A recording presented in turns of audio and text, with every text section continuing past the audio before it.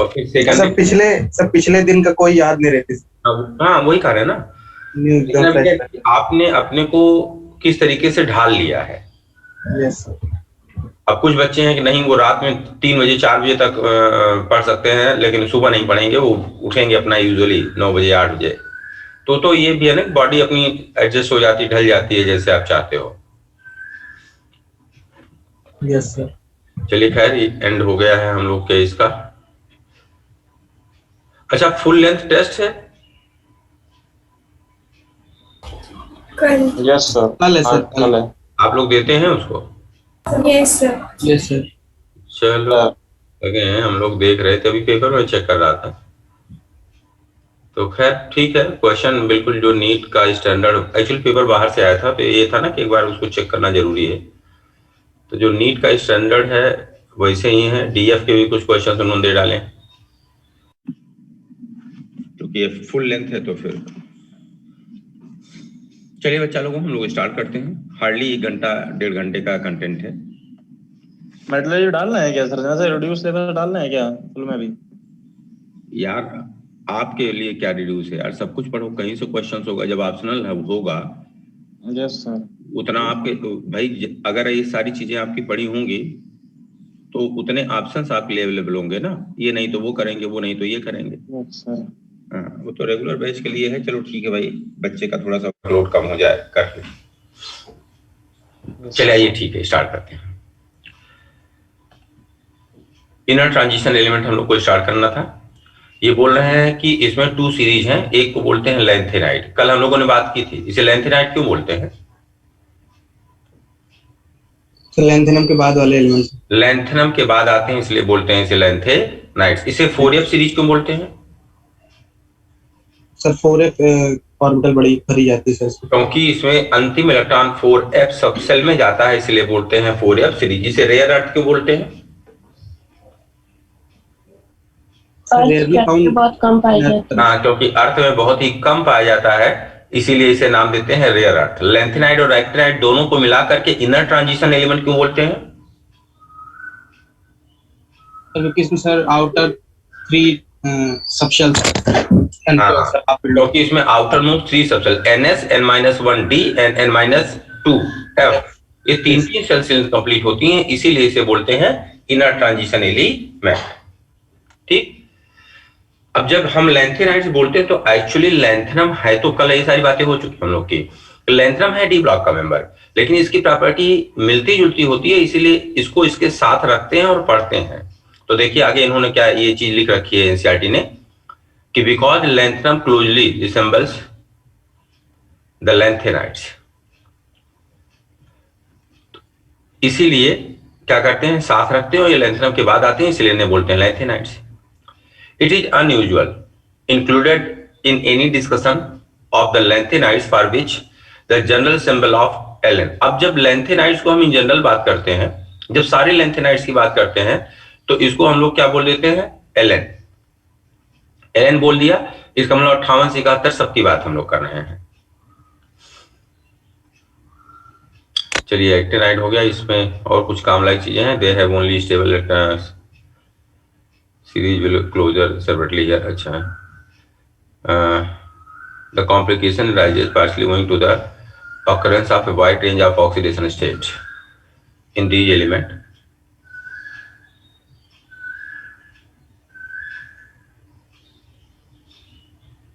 Only stable oxidation state।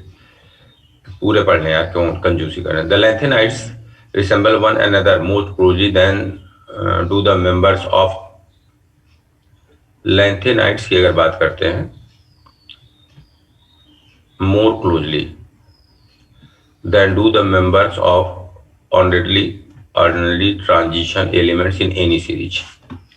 Lanthanides की बात करें तो लेंथेनाइड्स आपस में किसी भी ट्रांजिशन सीरीज में जो सिमिलरिटी होती है, मतलब स्कैंडियम से लेके जिंक तक एक ट्रांजिशन सीरीज हो गई, ये सारे एलिमेंट आपस में जितनी भी सिमिलरिटी शो करते हैं, लेंथेनाइड्स की बात करें तो लेंथेनाइड की आपस में सिमिलरिटी इनके तुलना में ज्यादा होती है।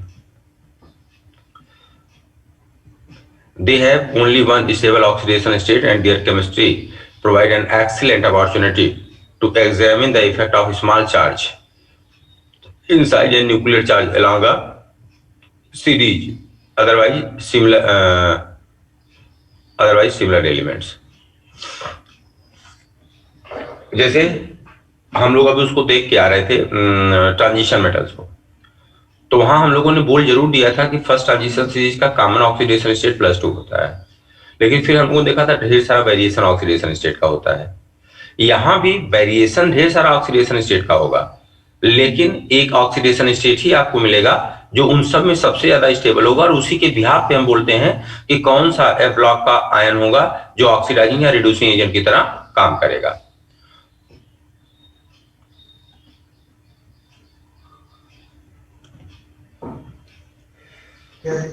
आगे बोल रहे हैं, हाँ गुड मॉर्निंग बेटा.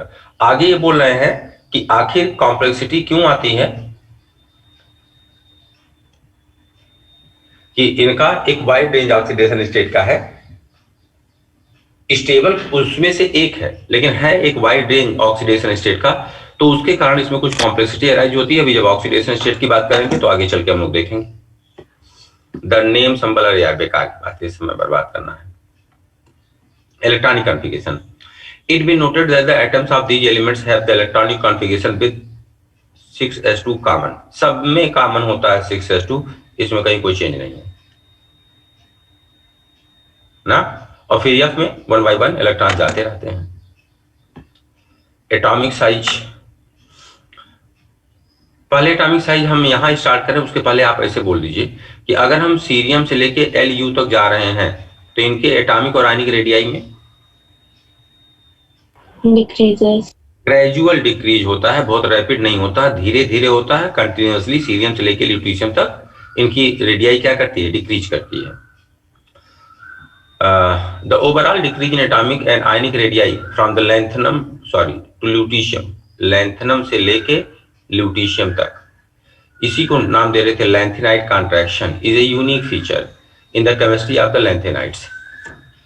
The overall decrease in atomic and ionic radii from the lanthanum to lutetium due to lanthanide contraction is a unique feature in the chemistry of lanthanides.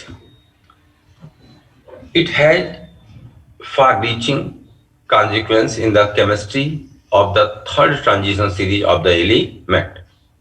The decrease in atomic radii derived from the structure of the metals is not quite regular as it is regular in M+3 ion. Current the decrease in atomic radii derived from the structure of metal is not quite regular as it is regular in M+3 ion. बेकार की बात है. This contraction is the course similar to that of observed in an ordinary transition series. अरे यार पका रहे हैं, बकवास.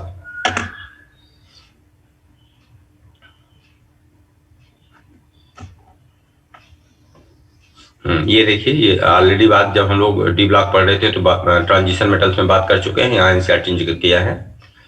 The cumulative effect of the contraction of the lanthanide series known as the lanthanide contraction cause the radii of the members of the third transition series to be very similar to those of the corresponding members of the second transition series. ये बात हम लोग कर चुके हैं कि fourth group से लेकर के और लास्ट तक जब हम लोग बात कर रहे थे तो हम लोगों ने क्या बोला था कि एटॉमिक रेडियाई ऑलमोस्ट क्या हो जाती है, सिमिलर. ये चीज दिमाग में है ना, ये डिस्कस हो चुका डी ब्लॉक में. Yes, the almost identical radii of zinc इतना and hafnium as consequence of the lanthanide contraction account for the occurrence together in the nature for the difficulty faced in their separation. आप बताइए, जैसे यहाँ कह रहे हैं ना द लैंथेनाइड एंड एक्टिनाइड की से इसको रिलेट कर रहे हैं, जर्कोनियम है और हैफनियम, इसकी रेडियाई ऑलमोस्ट सिमिलर है, इसीलिए इनका सेपरेशन मुश्किल है. तो इनका सेपरेशन करते कैसे हैं? Ion exchange method. हाँ, चूंकि इनकी प्रॉपर्टी एक दूसरे से बहुत समान होती है, इसलिए इन्हें एक दूसरे से अलग कर पाना मुश्किल होता है। इनको सेपरेट करने के लिए हम लोग जिस मेथड का इस्तेमाल करते हैं उसे बोलते हैं आयन एक्सचेंज मेथड। तो lanthanides are separated from each other by using the special separation technique known as ion exchange method. Oxidation state in the lanthanides, La lanthanum है ये, and Ln+3 compounds are predominant species. However, occasionally +2 and +4 ions in solution or in solid compounds are also obtained. इस चक्कर में ना पड़ो, अभी सब point note करवा देंगे। The irregularity as in ionization enthalpy arises mainly from the extra stability of empty half-filled and full-filled F subshell. Thus, the formation of Cerium+4 Cerium+4 अगर बन रहा है तो रीजन क्या है? Formation of Cerium+4 is favoured by the noble gas configuration, but it is strong oxidant reverting to the common +3 state. अब आप खुद सोचो, हम लोग जब ट्रांजिशन मेटल्स पढ़ रहे थे, जब हम लोग कोबाल्ट+3 की बात कर रहे थे, कोबाल्ट+2 की बात कर रहे थे, तो हम लोग बोल रहे थे कि एक्वस मीडियम में कोबाल्ट+3 स्ट्रॉन्गेस्ट ऑक्सीडाइजिंग एजेंट होगा in comparison to iron and Mn+3 के तुलना में। उसका रीजन क्या दिया था कि इसका स्टैंडर्ड इलेक्ट्रोड पोटेंशियल की वैल्यू सबसे ज्यादा पॉजिटिव होती है। अगर स्टैंडर्ड इलेक्ट्रोड पोटेंशियल की वैल्यू पॉजिटिव होगी तो वो ऑक्सीडेशन स्टेट स्टेबल होगा, अनस्टेबल होगा तो स्टेबल की तरह जब लौटना चाहेगा तो इसका क्या हो रहा था? रिडक्शन, इसलिए एक्ट एज ऑक्सीडाइजिंग एजेंट। तो देखो यहाँ भी क्या कर रहे हैं कि अगर Cerium+4 ले रहे हो तो पहले ये बता रहे हैं Cerium+4 बन क्यों रहा है, और फिर बता रहे हैं लेकिन इसके बाद भी Cerium+4 एक स्ट्रॉन्ग ऑक्सीडाइजिंग एजेंट की तरह काम करता है।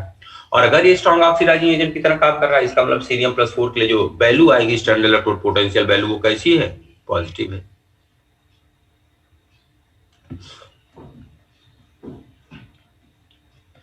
which suggests that it can oxidize as water. However, the reaction rate is very slow and hence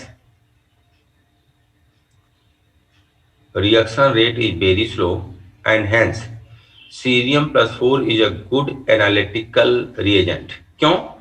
जब बेटा आप एनालिटिकल केमिस्ट्री करते हो तो जब आप कलर का चेंज वगैरह ये चेक करते हैं आप, तो अगर रिएक्शन बहुत फास्ट होगी तो पता क्या चला, आप ड्रॉप करके किसी दूसरे केमिकल को मिला रहे हैं और ऑब्जर्व कर रहे हैं कि यहाँ कलर चेंज हुआ, यहाँ नल पॉइंट आया। और रिएक्शन अगर बहुत तेजी से हो रही है तो हो सकता है कि आपने एक बूंद मिलाया, रिएक्शन फास्ट हो रही तो वहां तक पहुंच गए, तब तक दूसरा बूंद आपने डाल दिया, तो ऑब्जर्वेशन में दिक्कत होगी। तो ये कह रहे हैं कि इसका रिएक्शन रेट बहुत स्लो होता है। धीरे धीरे आपने एक बूंद मिलाया, थोड़ी देर वेट किया, फिर एक बूंद मिलाया, फिर वेट किया, तो वो चीजें आप ऑब्जर्व कर सकते हो। तो ये कह रहे हैं चूंकि ये इसका ऑक्सीडाइजिंग नेचर स्लोली रिएक्शन होती है, तो इसीलिए इसे एनालिटिकल केमिस्ट्री में हम इस्तेमाल करते हैं, उसके लिए एक बेहतर रिएजेंट है। Promethium, neodymium, terbium, dysprosium also exhibit +4 oxidation state. अब ये सारे के सारे जो +4 ऑक्सीडेशन स्टेट शो कर रहे हैं, इसका मतलब क्या हुआ? इनका सबसे कॉमन ऑक्सीडेशन स्टेट +3 है। तो ये करेंगे क्या? ये +3 ऑक्सीडेशन स्टेट में जाएंगे +4 से, तो इसका मतलब है they all can act as oxidising agent. लेकिन इनका +4 ऑक्सीडेशन स्टेट मिलता कहां है? तो देखो आगे क्या लिखा है, only in oxides of the type MO2। तो +4 शो तो करते हैं लेकिन यूजुअल नहीं है। कहां? इनके ऑक्साइड्स में। Europium+2 is formed by losing the 2s electrons and its F7 configuration accounts for the formation of this ion। जैसे सीरियम के लिए हम लोगों ने बोला कि Cerium+4 क्यों बनता है? क्योंकि stable noble gas electronic configuration पा जाता है वो। वैसे ये बोल रहे हैं कि Europium+2 क्यों बन जाता है? तो ये क्या बोल रहे हैं? क्योंकि इसका इलेक्ट्रॉनिक कॉन्फ़िगरेशन क्या हो जाता है? इट्स F7 इलेक्ट्रॉनिक कॉन्फ़िगरेशन के कारण। लेकिन चूंकि इनका कॉमन ऑक्सीडेशन स्टेट +3 है, तो Europium+2 बन जरूर गया है, लेकिन कहां जाएगा? +3 में। और जब ये +3 में जाएगा, इसका होगा oxidation, act as strong reducing agent.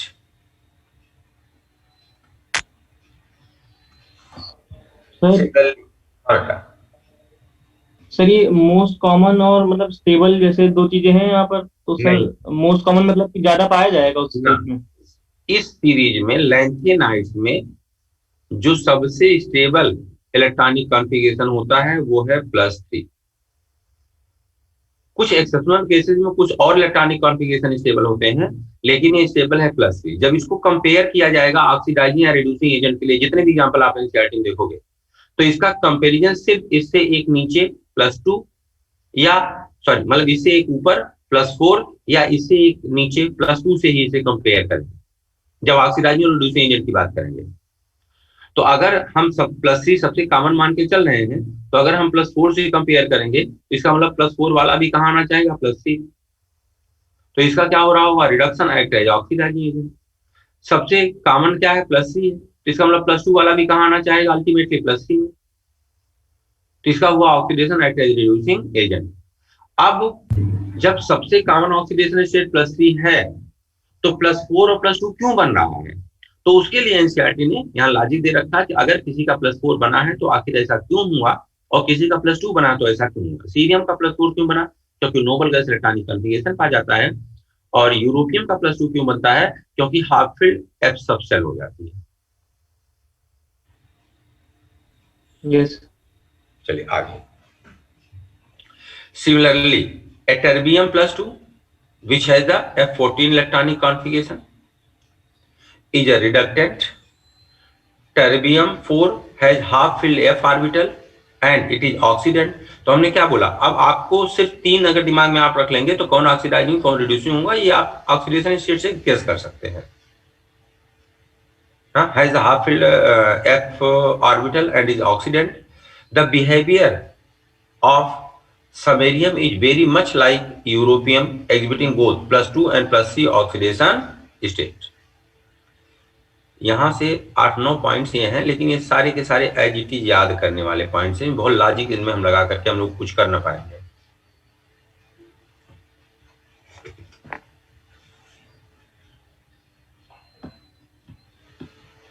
चलिए ऑक्सीडेशन स्टेट पे मैं यहाँ साइड में पॉइंट्स लिख देता हूँ। ये जो कुछ भी हम लोगों ने पढ़ा है वो ये रहेगा ना कि एनसीईआरटी चलो पढ़ ही लिया, तो कम से कम इसकी एक समरी दिमाग में रहेगी। कुछ 5-6 पॉइंट्स हैं, उनको हम लोग पढ़ लेंगे। तो ये पूरा बीच में उन्होंने क्या दे रखा, कैसे दे रखा। सर। हाँ बेटा। सर आपने वो इलेक्ट्रॉनिक कॉन्फ़िगरेशन पे क्वेश्चंस नहीं कराए अभी आ रहे हैं। अच्छा okay sir.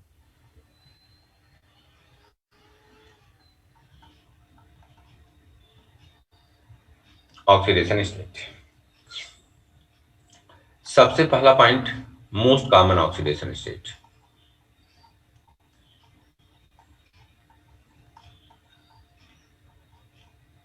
+3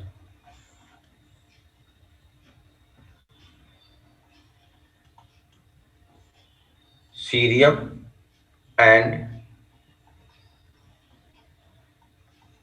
terbium +4 also due to F0 and F7 electronic configuration. Cerium +4 क्यों बना लेता है, क्योंकि इसका F0 इलेक्ट्रॉनिक कॉन्फ़िगरेशन हो जाता है। और टर्बियम +4 क्यों बना लेता है, क्योंकि इसका F7 इलेक्ट्रॉनिक कॉन्फ़िगरेशन हो जाता है। अगला पॉइंट,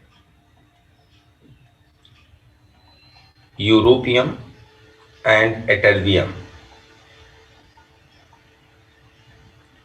ये लोग देते हैं +2 ऑक्सीडेशन स्टेट। ये +2 ऑक्सीडेशन स्टेट क्यों देते हैं, due to F7 and F14 electronic configuration. अगला point, lanthanum, gadolinium and lutetium, ये वेरिएबल ऑक्सीडेशन स्टेट शो ही नहीं करते हैं, ये सिर्फ ऑक्सीडेशन स्टेट शो करते हैं ओनली +3 ऑक्सीडेशन स्टेट। क्यों, due to due to F0 F7 sorry F7 F0 F7 and F14 electronic configuration. अगला point, promethium, neodymium, terbium and dysprosium ये +4 ऑक्सीडेशन स्टेट शो करते हैं in their MO2 type of oxide only, oxide only. ठीक, और last में इतना note करने के बाद अब लास्ट में इसी ऑक्सीडेशन स्टेट से 2 मिसलेनियस पॉइंट नोट करना। ये तो कौन सा ऑक्सीडेशन स्टेट है, क्या है, अब 2 मिसलेनियस पॉइंट इसी बिहाफ पे हम लोग को नोट करना है। एक तो ये सीरियम वाली बात हमको नोट करना है कि cerium is a strong oxidizing agent but its reaction is very slow, hence it is a good analytical reagent। तो एक पॉइंट ये नोट करना है कि सीरियम +4 is a good या strong good oxidizing agent and reaction is very slow, thus इसलिए या सो it is used as a analytical reagent, analytical reagent. और एक पॉइंट लास्ट वाला नोट करना बेटा कि समेरियम किसके समानता शो कर रहा है, तो the behaviour of samarium is very much like europium exhibiting both, इतना है इतना। तो दूसरा है समेरियम की बात करें तो इज सिमिलर एज यूरोपियम, किस रिस्पेक्ट में, both shows +2 as well as +3 oxidation state. तो इससे इतना पॉइंट सीधे पॉइंट के रूप में हम लोगों ने डिस्कशन से ये चीजें फिल्टर कर ली।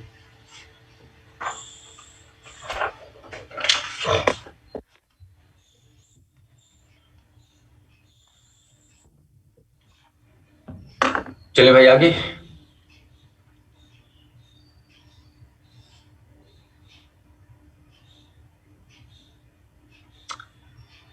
बच्चा आगे चलें। Yes, sir.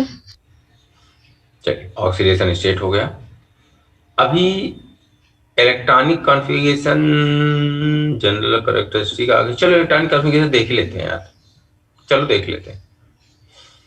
सबसे पहली चीज एक चीज दिमाग में आप रखिए कि बेटा इनके क्वेश्चंस पहले तो ये सब नहीं आते थे, लेकिन इधर 5-6 साल की अगर बात करो तो इनके इलेक्ट्रॉनिक कॉन्फ़िगरेशन से रिलेटेड क्वेश्चन, क्या ऑक्सीडेशन स्टेट से रिलेटेड क्वेश्चन अब दिखना शुरू हो गए हैं। और वो भी जो सबसे ज्यादा दिखते हैं वो इलेक्ट्रॉनिक कॉन्फ़िगरेशन के क्वेश्चन है। यदा कदा ऑक्सीडेशन नंबर के भी क्वेश्चन आ रहे हैं, जबकि पहले ऐसे नहीं आते थे। यस सर, इलेक्ट्रॉनिक कॉन्फ़िगरेशन बहुत पूछे हैं। हाँ, और अब जब डिट्टो एनसीईआरटी फॉलो कर रहे हो तो बिल्कुल मिल सकते हैं। अच्छा, इनके इलेक्ट्रॉनिक कॉन्फ़िगरेशन, एक्चुअली इनके क्वेश्चंस जो आते हैं इलेक्ट्रॉनिक कॉन्फ़िगरेशन वाले, वो आप 100 लड़कों को उठा लीजिए तो 10, 15, 20 जो अटेम्प्ट करते हैं, बाकी छोड़ ही देते हैं, सोचते ही नहीं उसके बारे में। इसलिए नहीं कि बहुत टफ है, इसका इलेक्ट्रॉनिक कॉन्फ़िगरेशन बहुत आसान है। मुश्किल कहाँ आती है कि एलिमेंट हमारे टच में नहीं होते हैं, हमको याद ही नहीं होते। उसने सिंबल लिख के दे दिया SM, यही नहीं पता चला SM है क्या। तो पहली चीज है इनके इलेक्ट्रॉनिक कॉन्फ़िगरेशन बहुत आसान, 2 लाइन दिमाग में रख लो, सारे इलेक्ट्रॉनिक कॉन्फ़िगरेशन याद हो जाएंगे। लेकिन मेन इश्यू जो आता है वो ये कि एलिमेंट्स और उनके सिंबल हमें याद ही नहीं होते हैं, कोई प्रॉपर टच में है नहीं, यूजुअल इस्तेमाल होता नहीं इनका। यही जब चैप्टर पढ़ते हैं तभी इनका इस्तेमाल होता है, अदरवाइज कहीं पूरी केमिस्ट्री पढ़ लो आता ही नहीं। डी ब्लॉक तो फिर भी इधर उधर आते रहते हैं, तो इसीलिए इनके इनके इलेक्ट्रॉनिक कॉन्फ़िगरेशन से रिलेटेड क्वेश्चन भी हम लोग के लिए बड़े टफ हो जाते हैं। तो अब ध्यान यही रखना है इनके इलेक्ट्रॉनिक कॉन्फ़िगरेशन को, और उसके लिए क्या करना पड़ेगा, हमें एलिमेंट्स याद होनी चाहिए। तो देखिए जरा, इसको याद करने के लिए हम लोगों ने एक निमोनिक्स का इस्तेमाल किया था। कॉमन निमोनिक्स है बेटा, वो मेरी कोई स्पेसिफिक नहीं है, सारे बच्चे आप में से जानते भी होंगे। निमोनिक्स क्या था,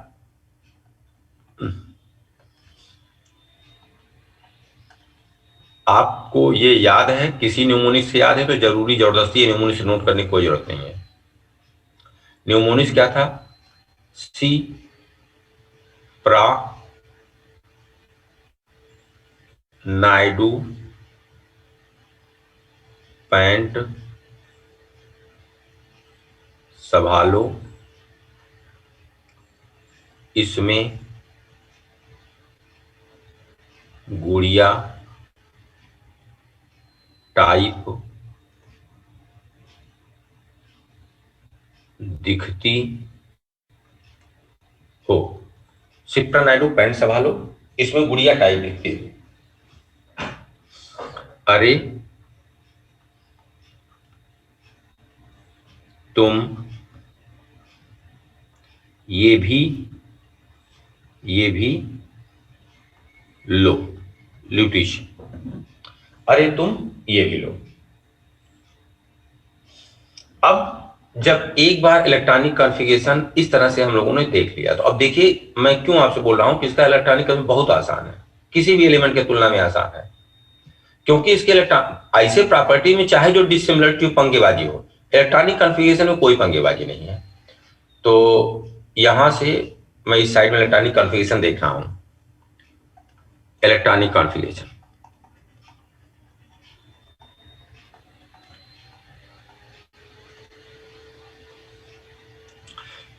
सबसे पहली बात है, आप लेंथेनाइट की बात कर रहे हो, लेंथेनाइट छठे पीरियड में होते हैं, तो नोबल गैस कहां से ले आओगे, पांचवें पीरियड की। जरा बता दो भाई, पांचवें पीरियड की नोबल गैस कौन सी है?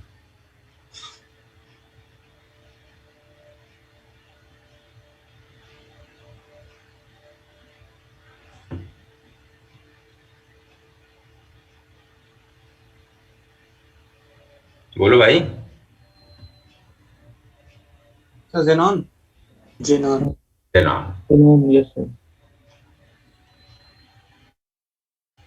अगर ये छठे पीरियड के हैं तो इनका आउटर मोस्ट क्या होगा, 6 और 6s2, ये सब में कॉमन है बेटा, ये वाला पोर्शन कॉमन फॉर ऑल, सबका लास्ट में मिलेगा 6s2, किसी भी लेंथेनाइट की बात करोगे तो। चूंकि छठे पीरियड के तो आउटर मोस्ट सेल 6 है, तो अब n-1 करेंगे तो अंदर क्या मिल जाएगी, 5, और 5 के डी में दो कंडीशन है, या तो 0 इलेक्ट्रॉन होते हैं या तो 1 इलेक्ट्रॉन होते हैं, नहीं तो कुछ होता ही नहीं।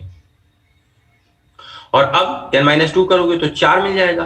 4f में 1 से शुरू होते हैं और कहां तक चले जाते हैं, 14 तक, ये सबका कॉमन हो गया।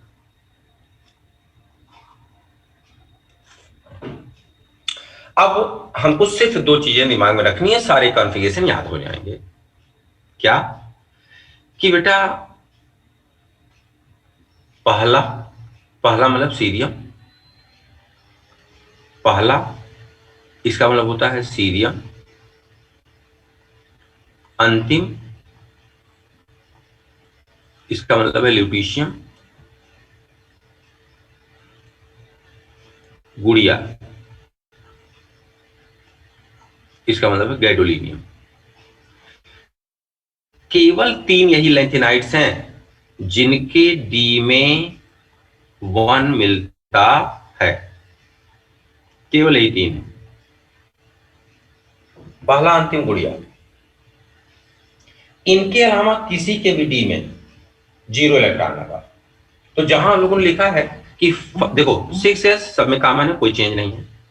जब 5d की बात कर रहे हैं तो 5d में हमने आपको दो चीज बोली, या तो 0 होगा या तो 1 होगा, और 0 सिर्फ 3 है, इनके अलावा किसी के भी डी में इलेक्ट्रॉन्स नहीं होते, 0 होते हैं।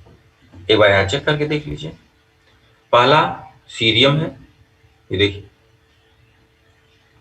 अंतिम ल्यूटीशियम है, ये देख लीजिए, और गुड़िया गैडोलिनियम है, इसे चेक कर लीजिए। बाकी ऊपर से नीचे तक आप चेक करते चले जाइए, कहीं आपको डी में इलेक्ट्रॉन मिलेगा ही नहीं। और अगर इलेक्ट्रॉन नहीं है, जीरो है, तो उस सब सेल को लिख ही नहीं रहे हैं। पहला अंतिम गुड़िया केवल यही ऐसे हैं जहां डी में आपको जीरो इलेक्ट्रॉन मिल रहा है और किसी।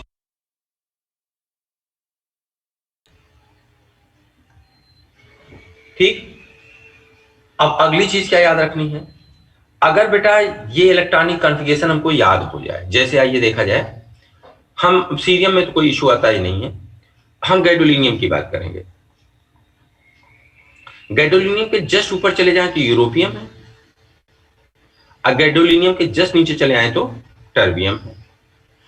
अब अगर इन तीनों का इलेक्ट्रॉनिक कॉन्फ़िगरेशन हमें याद हो जाए तो याद करना ही नहीं, याद है ही है। क्यों, अभी देख लो, पहले में D1 होगा, गुड़िया में D1 होगा, लास्ट में D1 होगा, बाकी सब में D0 होगा ना। कैसे याद करना है बेटा जी, अगर हम सीरियम की बात करें तो सीरियम से इलेक्ट्रॉनिक कॉन्फ़िगरेशन स्टार्ट होगा, क्या हो जाएगा, F1 D1 S2। गुड़िया की बात करें, मिड में होता है ना F7 D1 S2। ल्यूट्रिशियम अंतिम होता है ना F14 D1 S2। तो याद कहाँ करना है यार, जो पहला है वो F1 होगा, जो बीच वाला है वो F7 होगा, जो अंतिम है F14 होगा, और इन तीनों में जो चीज कॉमन होगी वो क्या होगी, D1 S2, और कुछ ही नहीं है। तो अब अगर हम गैडोलिनियम की बात करें तो यहां हमको क्या मिल गया है, F7 D1 S2। अब दो चीज हमको यहां ध्यान रखना होगा जब इलेक्ट्रॉनिक कॉन्फ़िगरेशन लिखने की कोशिश करेंगे। क्या बेटा जी, जो रेफरेंस वाले आइटम्स हमने आपको बोले, रेफरेंस का मतलब पहला अंतिम गुड़िया, तो अब जब इसके अड़ोस पड़ोस के आइटम का आप इलेक्ट्रॉनिक कॉन्फ़िगरेशन लिखेंगे तो बस इतना याद रखना कि F में इलेक्ट्रॉन्स का एक का चेंज नहीं आएगा। जैसे जब आप यूरोपियम पे जाओगे, गैडोलिनियम से जब आप यूरोपियम पे जाओगे तो देखो एटॉमिक नंबर 1 कम हो गया। अगर एटॉमिक नंबर 1 कम हो गया तो F7 की जगह F6 होना चाहिए, लेकिन F6 नहीं होगा, ये भी F7 ही होगा। क्यों, क्योंकि हम जानते हैं इसके D में 0 इलेक्ट्रॉन होगा। तो अगर अगर एटॉमिक नंबर 1 कम हो गया तो इसका मतलब इलेक्ट्रॉन कम करना, तो कौन वाला, D तो 0 हो ही जाता है ना, तो इसलिए F में कोई इलेक्ट्रॉन की कमी नहीं हुई। और जब गैडोलिनियम से टर्बियम पे आते हो, एटॉमिक नंबर 1 बढ़ जाता है तो लगता है कि F में 8 होना चाहिए, लेकिन ना, क्यों, क्योंकि यहां भी तो D0 करना है। तो जब एटॉमिक नंबर 1 बढ़ा तो उसके कारण एक इलेक्ट्रॉन बढ़ा, और जब D1 से D0 हुआ तो इसके कारण एक इलेक्ट्रॉन बढ़ा, तो यहां सीधे F8 ना होके क्या आ जाएगा, F9। तो ये जो रेफरेंस वाले हैं, इनके ऊपर जब जाओगे तो F में इलेक्ट्रॉन्स की कमी नहीं होगी, और इनके नीचे आओगे तो F में 2 इलेक्ट्रॉन्स एकाएक बढ़ेंगे। बस ये सिर्फ फोकस रखना है। और अगर ये एलिमेंट्स याद हैं तो फिर कुछ नहीं करना है, हमको ये एलिमेंट्स याद होने चाहिए और 3 ये रेफरेंस एटॉमिक नंबर याद होना चाहिए, पहला अंतिम गुड़िया।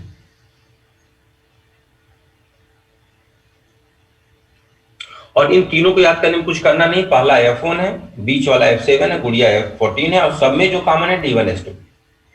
तो अब ले देखिए सारी कहानी क्या बची, हमें एलिमेंट्स याद होने चाहिए।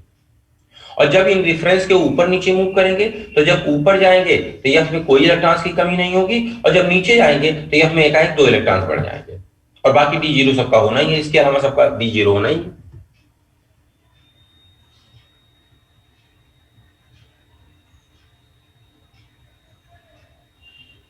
बोलो भाई। Okay sir. Yes sir. चलो बिना नकल मारे हम लोग ऐसे फर्जी एक क्वेश्चन करने की कोशिश करते हैं। हमको दिया गया है YB+2,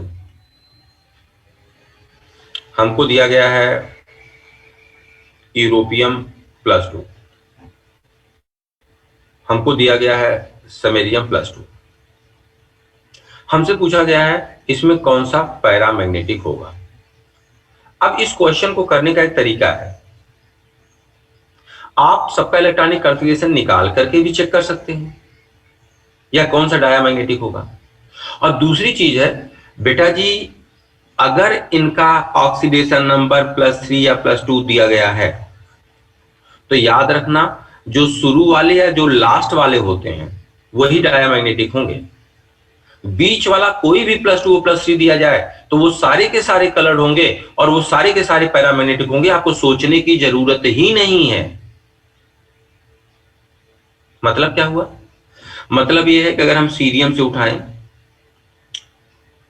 प्रेसियोडाइनियम से उठाएं, तो अगर इनका ऑक्सीडेशन नंबर +3 +2 +4 दिया गया तो सिर्फ ये शुरू वाले होंगे या बिल्कुल लास्ट वाले होंगे, यटरबियम है, ल्यूटीशियम है, ये लोग केवल डाया हो सकते हैं। बीच के जो मेंबर्स हैं वो +2 +3 और +4 पे अगर आप जाओगे तो वो कहीं से डाया नहीं होते, ये सारे के सारे होते हैं पैरामैग्नेटिक और सारे के सारे होते हैं कलर्ड। अब यटरबियम की मान लो ये बात कर रहे हैं तो ये तो पैरामैग्नेटिक होगा, इसके बारे में सोचना ही नहीं है। समैरियम पैरामैग्नेटिक को हमें सोचना ही नहीं है, मिड वाला है। यटरबियम एक डाउटफुल है, इसे हम देख लें क्योंकि किनारे वाला एलिमेंट है। तो हम ये जानते हैं ल्यूटीशियम के जस्ट ऊपर यटरबियम आता है और ल्यूटीशियम का इलेक्ट्रॉनिक कॉन्फ़िगरेशन हमें याद हो गया, क्या F14 होगा, D1 होगा, S2 होगा। अब अगर इसके जस्ट ऊपर YB आएगा तो इसका मतलब क्या हुआ, अभी हमने क्या बोला था, ऊपर वाले के F में कोई इलेक्ट्रॉन कम नहीं होगा, नीचे वाले या तो F में 2 इलेक्ट्रॉन बढ़ेंगे। तो इसका मतलब यटरबियम का कॉन्फ़िगरेशन अब क्या मिल गया आपको, 14 D0 S2। अब अगर इन्होंने इस पे +2 लगा दिया है तो ये निकल गया, सारे के सारे इलेक्ट्रॉन पेयर्ड है, कैसा हो जाएगा, डायामैग्नेटिक। मान लो यूरोपियम पूछ रहे हैं, अब इन्होंने कब आपको जरूरत पड़ेगी इलेक्ट्रॉनिक कॉन्फ़िगरेशन लिखने की, निकालने की, डाया पैरा के लिए नहीं पड़ेगी, सिर्फ यही देख करके तुम आइडिया लगा सकते हो कि कौन सा आंसर सही होना चाहिए। फिर तुमको 4 ऑप्शन में से केवल उसे चेक करना पड़ेगा जो किनारे किनारे के दिए गए होंगे। लेकिन कब जरूरत पड़ेगी, अगर उन पूछ लेंगे कि बताओ सबसे ज्यादा अनपेयर्ड इलेक्ट्रॉन किस में है या इसमें कितना अनपेयर्ड इलेक्ट्रॉन है, तब जैसे मान लो हमसे अनपेयर्ड इलेक्ट्रॉन पूछ लेते तो अब हमारा इससे काम नहीं चलेगा। अब हमें एट एनी हाउ, लेकिन फिर भी मैक्सिमम अनपेयर्ड इलेक्ट्रॉन कहां मिलेंगे, मिड में जो होते हैं वो, किनारे वाले पे अनपेयर्ड इलेक्ट्रॉन, किसी भी आयन के केस में जो किनारे होंगे उन पे अनपेयर्ड इलेक्ट्रॉन मिनिमम होता है, जो बीच में होंगे उन्हीं में मैक्सिमम मिलेगा। तो इसमें भी थोड़ा सा हमें एडवांटेज क्या मिल जाएगा कि अगर पूछा गया मैक्सिमम अनपेयर्ड इलेक्ट्रॉन कहां मिलेगा तो जो बीच वाले दिए गए उनको हम चेक करें, किनारे वालों को चेक करने की कोई जरूरत नहीं है। यूरोपियम भी बीच में दिया गया और समैरियम भी बीच में। अब यूरोपियम हमें रिकॉल करना है तो देखो हम लोगों ने क्या बोला था, सी प्रा नायडू पैंट सबालो, इसमें यूरोपियम गुड़िया टाइप, देखो गुड़िया टाइप दिखती हो, अरे तुम ये भी लो, तो समैरियम तो नीचे आया नहीं, सब ऊपर ही है। तो सी प्रा नायडू पैंट संभालो, देखो तीनों एलिमेंट मिल गए तुमको। अब जब ये 3 एलिमेंट हो गए रेफरेंस हमारे, हमको आइडिया है, हमें कुछ नहीं करना बेटा, F7 D1 S2। यूरोपियम पे जाओगे, F में कोई इलेक्ट्रॉन चेंज होगा ही नहीं, F7 D0 S2। अब जब समैरियम पे जाओगे क्या मिल जाएगा, F6 D0 S2। पूछा गया भाई कितने अनपेयर्ड इलेक्ट्रॉन होंगे, तो अब देखो यहाँ कितने अनपेयर्ड इलेक्ट्रॉन हो गए, 6, यहाँ कितने अनपेयर्ड इलेक्ट्रॉन हो गए, 7, यहाँ कितने अनपेयर्ड इलेक्ट्रॉन हो गए, 8, खत्म। तो आपको 3 इलेक्ट्रॉनिक कॉन्फ़िगरेशन दिमाग याद नहीं करना है, ये याद हो गया है, दिमाग में रखना है। पहला F1 गुड़िया F7, अंतिम F14, बाकी इन तीनों में कॉमन है D1 S2। इसके बाद कोई भी coloured colourless dia para number of unpaired electron निकालने के लिए सिर्फ और सिर्फ आपको एलिमेंट्स याद होनी चाहिए, बाकी इसको निकालने में बिल्कुल समय नहीं लगेगा। जहां 4-6 एलिमेंट रैंडम अपने मन से घर पे बैठ के चेक कर लिया, ऐसे फर्जी कि इसका ऑक्सीडेशन नंबर 4 है, चलो बताओ ये क्या होगा, तो जहां 4-6 क्वेश्चन आपने न्यूमोनिक्स के साथ सेट किया एलिमेंट याद कर करके, आप देखोगे कि विद इन 15 सेकेंड आ जाएंगे।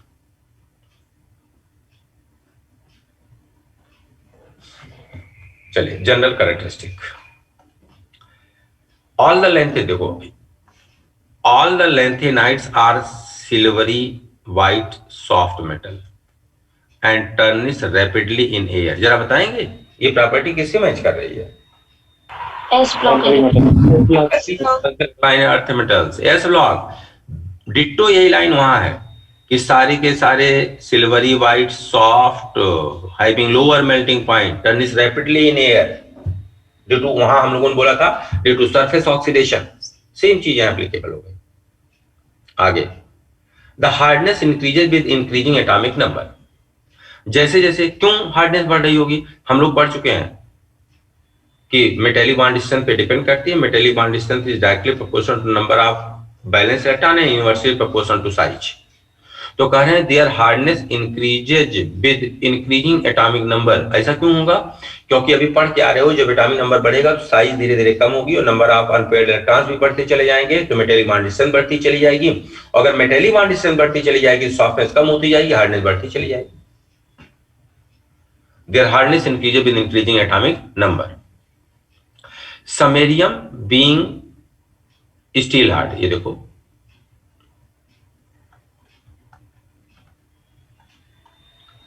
Samarium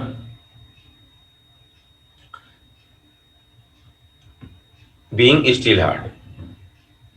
Their melting point ranges between 1000 to 12K, but samarium melts 16 point। अब देखा जाए तो जितने यहां हैं इनमें सबसे ज्यादा लैंथेनाइट की बात हो रही है, सबसे ज्यादा मेल्टिंग पॉइंट अगर किसी का है तो किसका मेल्टिंग पॉइंट है? समैरियम का।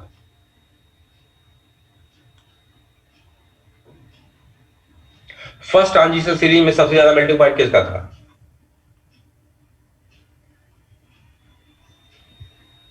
टंगस्टन। बहुत सही। क्रोमियम। वेनेडियम वेनेडियम क्रोमियम का यस सर। सेकंड में, टंगस्टन। टंगस्टन। थर्ड में, टैंटालियम कुछ ऐसा ही है सर। क्रोमियम का सीरीज का मेंबर है सर। सीरीज नहीं है बेटा, सीरीज तो ट्रांजिशन सीरीज होती है, ग्रुप का मेंबर होना चाहिए। मोलिब्डेनम ये सर क्रोमियम ग्रुप का। क्रोमियम, टंगस्टन और क्रोमियम, मोलिब्डेनम और टंगस्टन मोलिब्डेनम जो छठे ग्रुप के होते हैं उनका Yes, मेल्टिंग sir. पॉइंट अपने रिस्पेक्टिव सीरीज में क्या होता है? सबसे ज्यादा। तो वैसे अगर पूछा जाए कि लैंथेनाइट में मेल्टिंग पॉइंट में ऑर्डर क्या मिलेगा, तो हम क्या बोल रहे हैं कि जैसे जैसे एटॉमिक नंबर बढ़ेगा इनका मेल्टिंग पॉइंट बढ़ता जाएगा, इनका रेडियाई कम होती जाती है, इनकी हार्डनेस बढ़ती जाती है। और अमंग लैंथेनाइट सबसे ज्यादा मेल्टिंग पॉइंट अगर किसी का होता है तो कौन है? समैरियम। आगे, they have typical metallic structure and are good conductor of heat and electricity. Density and other property changes smoothly except for europium and ytterbium and occasionally for samarium and thulium। तो अब इतने जब exception दे रहे हैं तो कुछ नहीं, हमें सिर्फ दिमाग में रखना क्या कि density and other property changes smoothly. 14 में से 4 एक्सेप्शन दे रहे हैं तो कोई मतलब थोड़ी नहीं इसका। हाँ, ये दिमाग में जरूर रखना है कि समैरियम की जब हम बात कर रहे हैं तो समैरियम का एक एक्सेप्शन ऊपर लिया है तो समैरियम ऑलरेडी एक्सेप्शन में आ गया। आगे, many trivalent lanthanide ions are coloured. देखो सब नहीं, इन्होंने बोला मेनी, इसका मतलब सब नहीं। तो ये जो सब नहीं होंगे कहां से होंगे? शुरुआत वाले या अंत वाले? और शुरुआत वाले तो हो ही नहीं सकते, क्यों? ट्राइवेलेंट बोला है देखो। और शुरुआत में जो ऑक्सीडेशन नंबर स्टार्ट इनका होगा वो 4 से शुरू होगा, 3 से शुरू ही नहीं होगा। तो इसका मतलब ये जो बोल रहे हैं कि many trivalent lanthanide ions are coloured, तो इसका मतलब कलरलेस कौन वाले होंगे? ट्राइवेलेंट। तो ये लास्ट वाले होंगे, शुरू में नहीं होंगे। क्यों? शुरू में आपको सीरियम मिलता है और जब सीरियम का स्टार्ट ही करोगे तो मिलता है D1, F1, S2, कम से कम 4 है। तो अगर ये ट्राइवेलेंट होगा तो कलर्ड ही होगा। हाँ, लास्ट में जब आप जाओगे तो ये लोग कैसे होने लगते हैं? कलरलेस। ठीक, आगे आओ। Are coloured in solid state and in aqueous solution. Colour of these ions may be attributed to the presence of F electrons.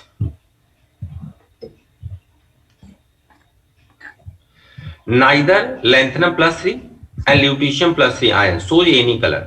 ना तो लैंथेनम +3 और ना तो ल्यूटीशियम। तो लैंथेनम तो मान लो यहाँ का मेंबर है ही नहीं है, ल्यूटीशियम है मेंबर।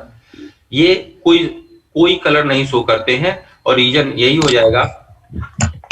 और सारे के सारे करते हैं। तो ट्राइवेलेंट में सारे के सारे कलर्ड होते हैं। अगर पूछा गया ट्राइवेलेंट में कलर्ड कौन नहीं है तो लैंथेनम +3 और ल्यूटीशियम +3 कलर्ड नहीं होते हैं, बाकी सारे के सारे कलर्ड होते हैं। However, absorption band are narrow, probably because of the excitation within F level. The lanthanide ion other than F0 type। तो F0 कहाँ कहाँ आपको मिल रहा है, देखो length other than the F0 type La+3 में मिल रहा है, Cerium+4 में मिल रहा है, and F14 type Ytterbium+2 Lutetium+2 all are paramagnetic. तो हमने आपसे ये बोला ना कि जब आप +2 +3 की बात करोगे तो किनारे वाले ही हो सकते हैं, कि जो डाया होंगे,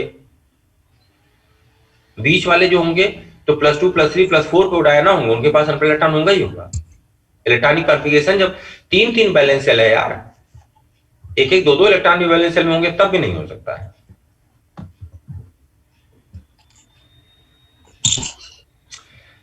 बस मैं एक 5 मिनट के लिए बेटा, बस 5 मिनट आप इस पेज को पढ़ना।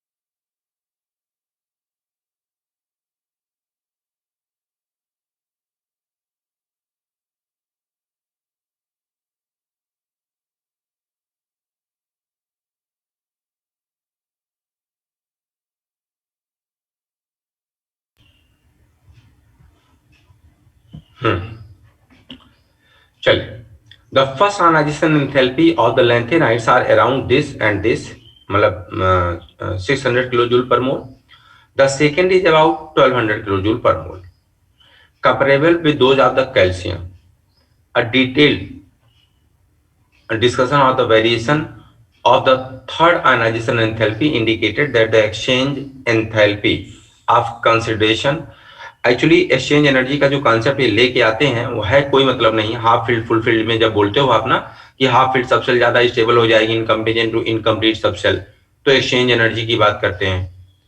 जब आप कोऑर्डिनेशन केमिस्ट्री पढ़ते समय इलेक्ट्रॉन पेयरिंग होगी कि पेयरिंग नहीं होगी, स्ट्रॉन्ग फील्ड पेयर करवाता, वीक फील्ड पेयर नहीं करवाता, तो वहां पेयरिंग एनर्जी की बात करते हैं. तो ये सब जो वर्ड्स हैं ये बहुत ज्यादा वाइड यूज नहीं है इनका. हाँ, स्पेसिफिक कंडीशंस के लिए इन वर्ड्स का इस्तेमाल हम लोग कर लेते हैं, पेयरिंग एनर्जी, एक्सचेंज एनर्जी, ऐसे करके. तो ये कह रहे हैं detailed discussion of the variation of the third ionisation enthalpy indicated that the exchange enthalpy consideration as in the 3d orbitals of the first transition series. अब 3d ऑर्बिटल हमको ionization energy पढ़ लिया, एक्सचेंज एनर्जी का कहीं position नहीं था. ठीक, आगे appear to impart a certain degree of stability to empty half filled and completely filled orbitals. ये जो पहले ही हम लोगों ने बोला हाफ फील्ड ज्यादा स्टेबल है and so on.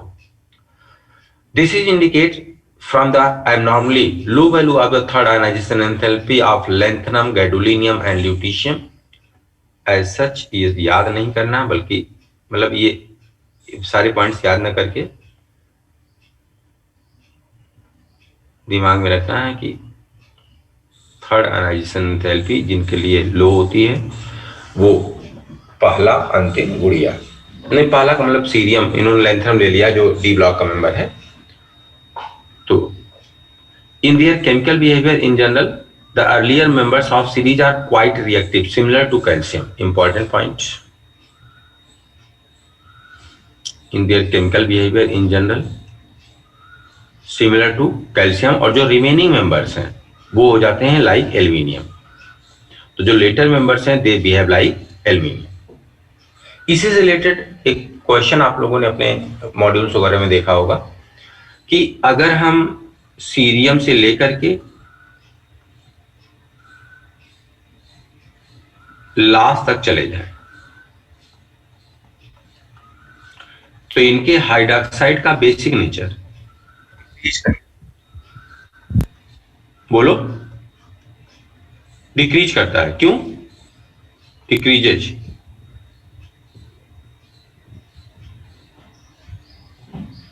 बोलो भाई. Metallic character decreases due to increase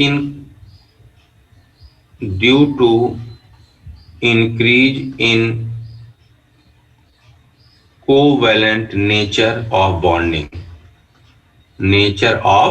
bonding. क्योंकि जब आप लेफ्ट राइट जाते हो तो आप पढ़ के आए हो कि साइज धीरे धीरे कम होती है. अगर साइज कम होगी तो +3 यहां भी है, +3 यहां भी है. तो अगर साइज कम होगी तो इसका मतलब चार्ज अपॉन साइज रेशियो बढ़ेगा, और चार्ज अपॉन साइज रेशियो बढ़ेगा तो कोवैलेंट कैरेक्टर बढ़ेगा, और कोवैलेंट कैरेक्टर बढ़ेगा तो एक्वस मीडियम में आयनाइजेशन की टेंडेंसी कम होगी, तो OH को देने की टेंडेंसी कम होगी, और कोई कम OH देगा तो उसका बेसिक नेचर कम हो जाएगा. और इनके खास करके La की बात करें तो इसका जो मोनो हाइड्रोक्साइड बनता है ये as basic as S block, as basic as S block hydroxide. तो बल्कि आप जनरल स्टेटमेंट में देख सकते हैं कि जो शुरू वाले मेंबर्स होते हैं उनके मोनो हाइड्रोक्साइड जो होंगे वो करीब करीब S ब्लॉक की तरह बेसिक होते हैं. क्यों? क्योंकि शुरू वाले मेंबर्स की आयनाइजेशन एनर्जी या रिएक्टिविटी, केमिकल बिहेवियर कैल्शियम से मिलता जुलता होता है.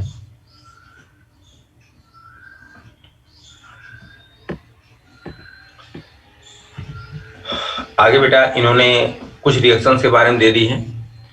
इन्होंने रेंज दिया है, तो बस आप चाहो तो दिमाग में रख लेना कि इनके इलेक्ट्रोड पोटेंशियल का रेंज, स्टैंडर्ड इलेक्ट्रोड पोटेंशियल इस बीच में रेंज करता है, यूरोपियम को छोड़ करके जो लोअर लिमिट के नीचे.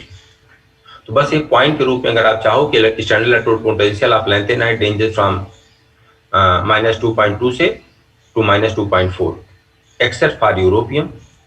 और ये जो इलेक्ट्रोड पोटेंशियल ये दे रहे हैं ये किस चेंज के लिए दे रहे हैं, तो +3 से 0।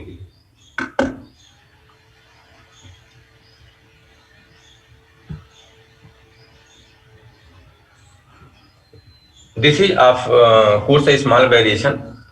अब जब रिएक्टिविटी की बात कर रहे हैं बेटा, तो देखिए ये कार्बन से जब रिएक्शन करते हैं तो एक कार्बाइड्स बनाते हैं, और ये कार्बाइड्स का जनरल फार्मूला है। चूंकि इनकी रिएक्टिविटी बहुत ही कम है, इसलिए बच्चा ये हर पॉइंट याद होना चाहिए कि जब ये कार्बन से रिएक्शन कर रहे हैं तो किस फार्मूले का कार्बाइड बना रहे हैं। आगे ये बोल रहे हैं कि ये लोग डाइल्यूट एसिड से, लाइक एस ब्लॉक, ये लोग डाइल्यूट एसिड से हाइड्रोजन को लिबरेट करते हैं,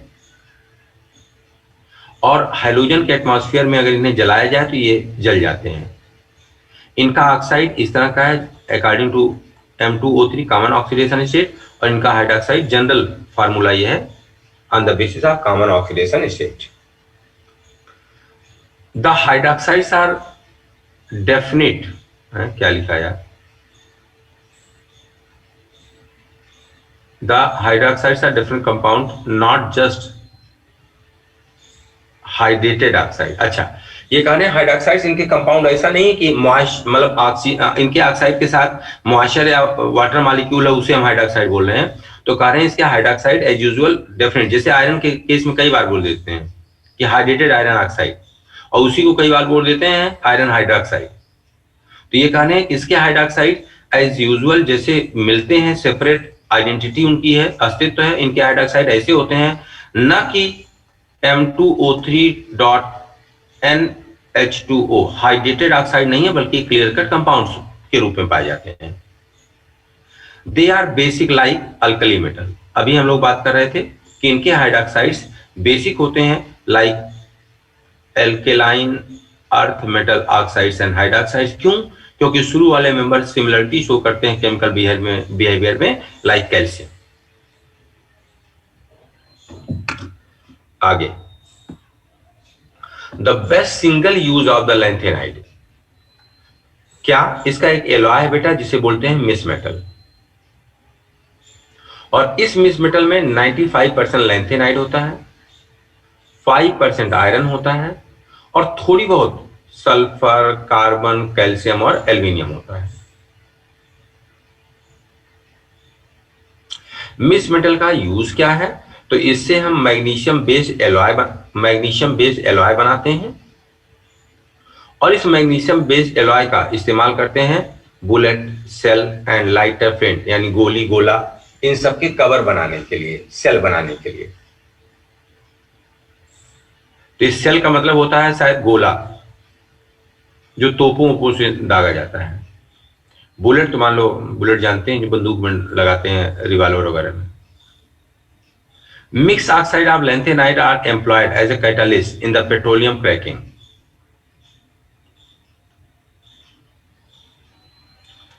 इनके ऑक्साइड्स को एज ए कैटालिस्ट इस्तेमाल करते हैं पेट्रोलियम क्रैकिंग में।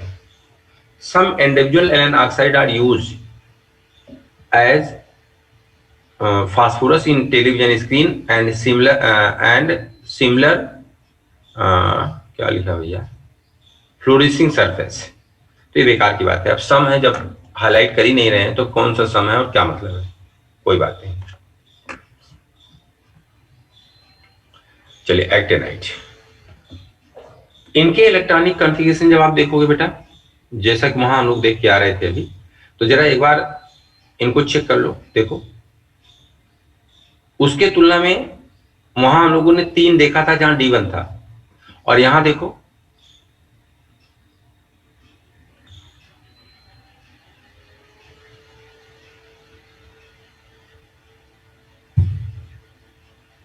S2 वहां भी सब में कॉमन था, S2 यहां भी सब में कॉमन है।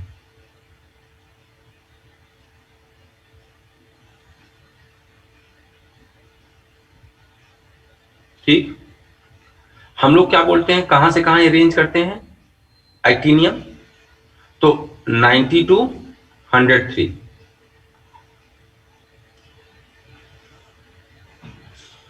अब थोरियम को देखो यार, थोरियम, अच्छा थोरियम के F इलेक्ट्रॉन में, थोरियम में D6DS2, अरे यार, ये थोरियम का इलेक्ट्रॉनिक कॉन्फ़िगरेशन कैसा दिया भाई?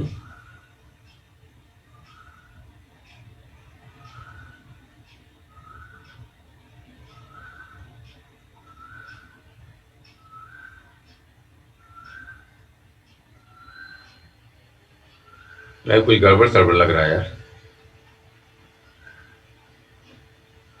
थोरियम का जरा इलेक्ट्रॉनिक कॉन्फ़िगरेशन देखो सारे लोग।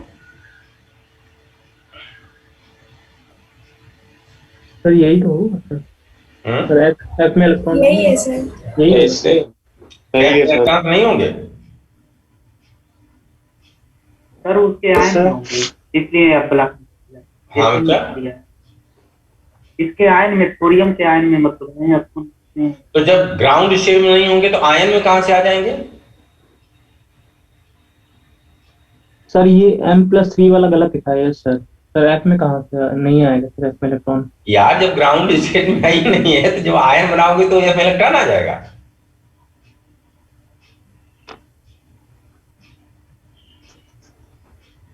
एक्टिनियम तो चलो समझ में आता है कि एफ ब्लॉक का मेंबर नहीं है। एक्टिनियम एफ ब्लॉक का मेंबर नहीं है, चलो ये तो समझ में आती है बात। सर नेट पे यही दिया है सर। अरे नेट कुछ नहीं है, इसे चेक करना पड़ेगा एक बार फिर से, कुछ गलत है। Yes sir. हाँ। एफ में एक इलेक्ट्रॉन तो रखना ही रखना पड़ेगा यार, F1।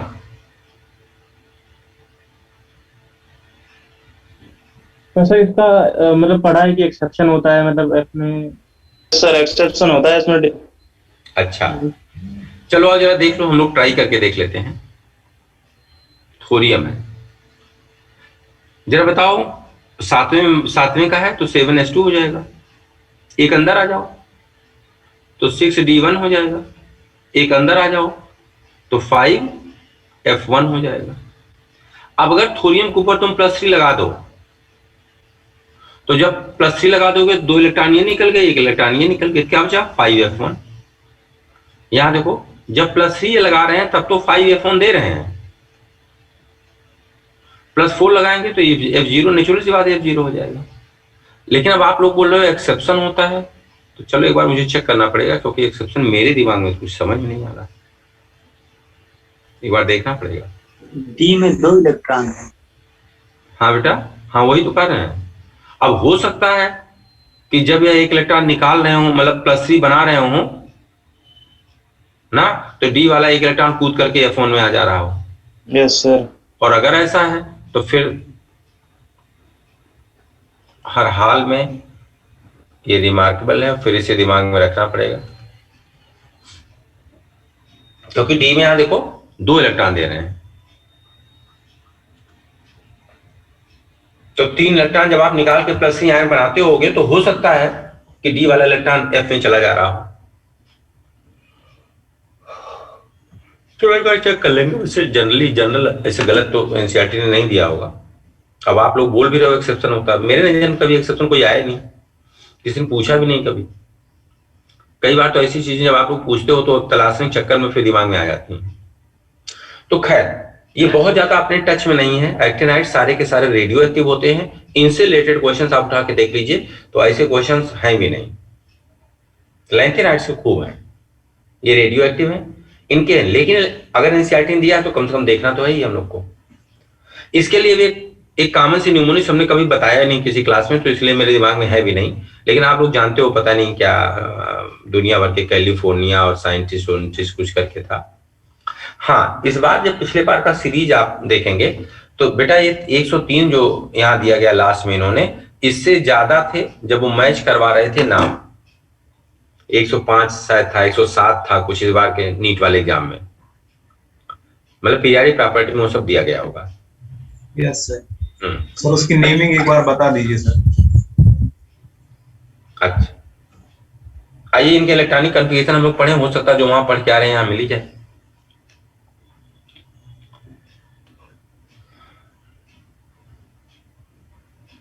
ठीक, आगे all the actinides are believed to have the electronic configuration 7s2 and variable occupancy of the 4f and d subshell. Believed to have the electronic configuration 7s2 and variable occupancy of F and D subshell. The 14 electrons are firmly added to 5F through knot in the thorium. हाँ देख लो, ये दे दिया है, ठीक है.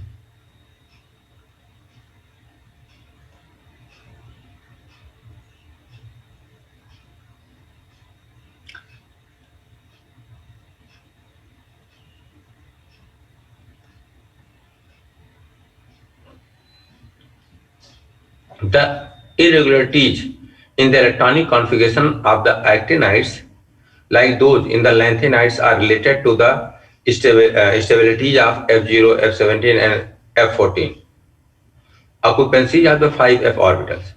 Thus the configuration of americium, californium, पता नहीं CM are this. अरे यार, एक बार बेटा देखना, इसका नाम देखना, क्योंकि इसको तो मैंने पिछले सालों में खुद ही नहीं पढ़ाया, किसी बैच में कभी पूछा भी नहीं गया था. हाँ, लैंथेनाइड जरूर डिस्कस किया है. तो इन्होंने वही इलेक्ट्रॉनिक कॉन्फ़िगरेशन से रिलेटेड बातें दे रखी है कि अगर जो इलेक्ट्रॉनिक कॉन्फ़िगरेशन पाया जा रहा है, तो जैसा भी हम लोग लैंथेनाइड में देख के आ रहे हैं, F0, F7, F14, इसके कारण D और F में इलेक्ट्रॉन्स का अल्टरेशन होता है, या ऑक्यूपेंसी उनके भरने में अलग अलग जो ट्रेंड मिल रहा है वो होता है due to stability. In general, trend in lanthanide is observed in the actinide as well. यानी इनमें भी जैसे जैसे एटॉमिक नंबर बढ़ेगा, इनकी साइज ग्रेजुअली क्या करेगी, डिक्रीज करती जाएगी. There is a gradual decrease in the size of atom M+3 ion across the series.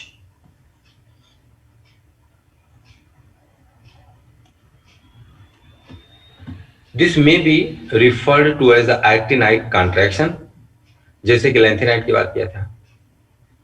The contraction is however greater for the element to element in the series resulting from poor shielding of 4F electrons. और यहाँ actinide contraction की जब बात कर रहे हैं तो कह रहे हैं greater from element to element in this series.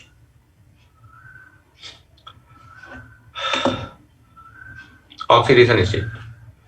There is a greater range of oxidation state. इस पे एक क्वेश्चन भी आप लोगों ने किया होगा कि एक्टिनाइड्स में ऑक्सीडेशन नंबर का वेरिएशन लैंथेनाइड से ज्यादा होता है. क्या रीजन देते हैं इसका? सर 5F60 की एनर्जी सर बहुत क्लोज होती है. हाँ देखो, नीचे एनसीईआरटी ने बोला है. इसका रीजन क्या है? The fact that 5F6D and 7S labels are comparable energies. The oxidation known oxidation state actinide. तो इसका मतलब क्या हुआ, ऐसा क्यों होता है? Because of the lesser energy difference between 5F6D and 7S in comparison with 4F, 5D and 6S. यहां ऑक्सीडेशन नंबर का वेरिएशन क्यों ज्यादा हो रहा है? क्योंकि 5F, 6D और 7S सबसेल्स के बीच एनर्जी का डिफरेंस कम होता है, और जबकि 4F, 5D और 6S के बीच एनर्जी का डिफरेंस ज्यादा होता है. अगर यहाँ एनर्जी का डिफरेंस कम होगा तो इन तीनों सबसेल के इलेक्ट्रॉन्स इक्वली बॉन्डिंग में इन्वॉल्व होंगे, और जितने ज्यादा नंबर में इलेक्ट्रॉन्स बॉन्डिंग में इन्वॉल्व होंगे उतना ज्यादा बॉन्ड बनेगा और चेंज इन ऑक्सीडेशन नंबर उतना ज्यादा होगा. जबकि लैंथेनाइड्स में इन सबसेल्स के बीच एनर्जी का डिफरेंस ज्यादा होने के कारण इन तीनों सबसेल्स के इलेक्ट्रॉन इक्वली बॉन्डिंग में इन्वॉल्व नहीं हो पाते.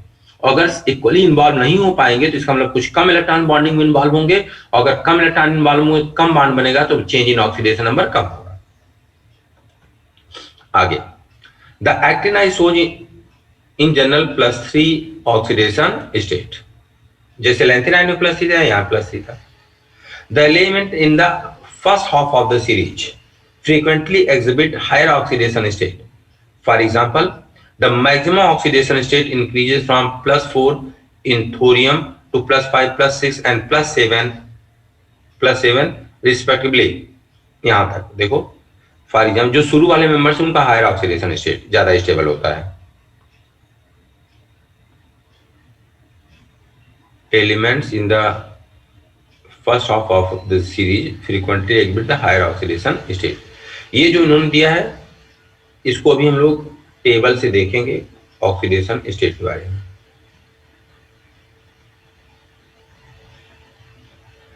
आगे PaUnP but decreases in succeeding element. Table दिया गया है। The actinide resemble the lanthanide in having more compounds in +3 oxidation state that in +4 oxidation state. The actinides resemble the lanthanides in having more compounds in +3 state than in +4 state। इस line का मतलब बताओ जरा।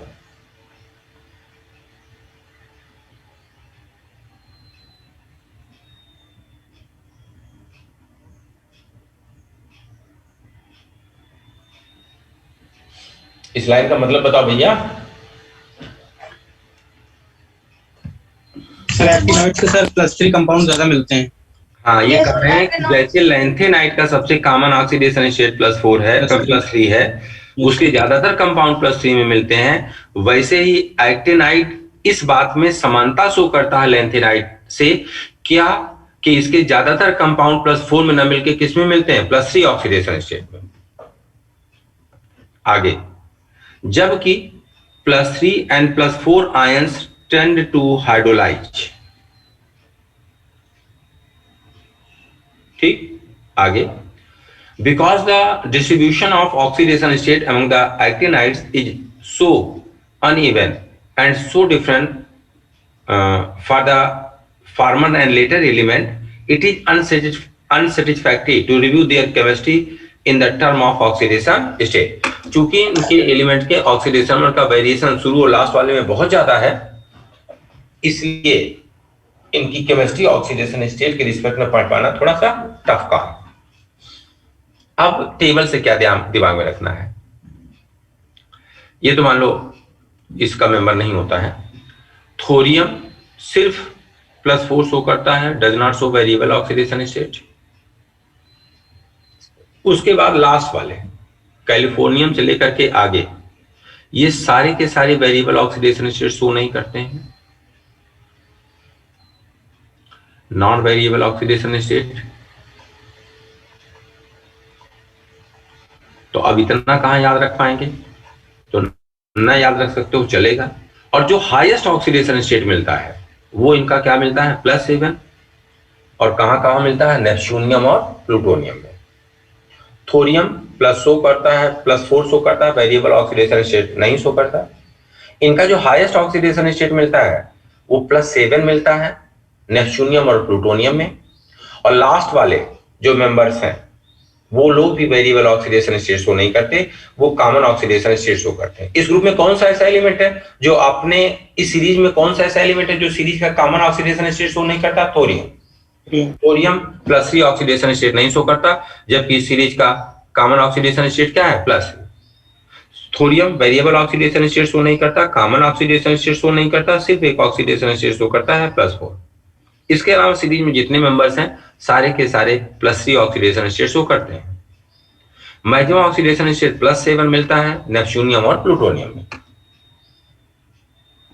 ना। और अगर elements की mnemonics होगी, पता भी आपको होगा, बल्कि मुझे कह दो नहीं पता है, कुछ है एक निमोनिक कभी देखा भी नहीं, जरूरत नहीं पड़ी। तो बेटा ये लास्ट वाले जो मेंबर्स हैं ये भी वेरिएबल ऑक्सीडेशन स्टेट शो नहीं करते। चलिए आगे, the actinide metals are silvery, जैसा कि लैंथेनाइड थे, but display a variety of structure. The structure variability is obtained due to the irregularities in metallic radii which are far greater than lanthanides. जो lanthanides की तुलना में यहाँ irregularity जो है रेडियाई में वो ज्यादा है। हाँ, उन्हीं की तरह ये भी सिल्वरी वाइट। सर हाँ सर वो निमोनिक्स क्या था वो भूल गए हैं, एक बार बता दीजिए। किसका? सर जो +3 का याद करने का था और +4 का। अच्छा, वो शिप्रा टीवी ना देखो, वहां के 4 हो जाएंगे। हाँ सर वो 4 वाला, और 3 वाला क्या था? अरे यार, लिख दीजिए सर। अच्छा रुको, देखो हमारे एनसीईआरटी पे लिखा होगा, देखते हैं। सिप्रा टीवी ना देखो आंखें चार हो जाएंगी, ये था शायद लेफ्ट राइट में। देखो मेरे में हो सकता कहीं लिखा ही हो, एनसीईआरटी पे लिखा हो सकता है, जरूरी नहीं हो सकता है।